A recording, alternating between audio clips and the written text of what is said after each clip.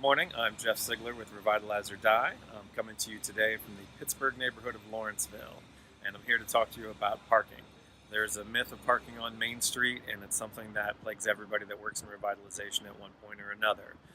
This neighborhood, Lawrenceville, is incredibly vibrant and busy, yet there's no parking structures and there's no surface parking, yet somehow they still manage.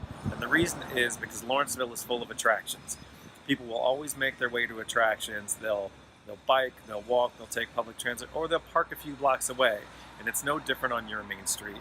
If you have a lot of attractions, people will find a way to get there. But using parking as an excuse really is just that. It's an excuse, and it's one that's often perpetuated by downtown business owners that aren't doing their part.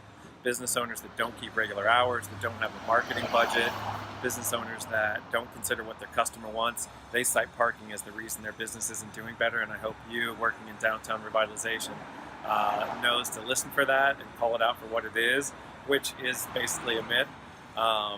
Parking isn't what hinders your downtown, it's a lack of attractions. And as you increase in the amount of attractions, your downtown will become more vibrant and the parking actually will fill up. So it's nothing you need to worry about. So thanks very much for tuning in. Check out more information at revitalizeordie.com and have a great day.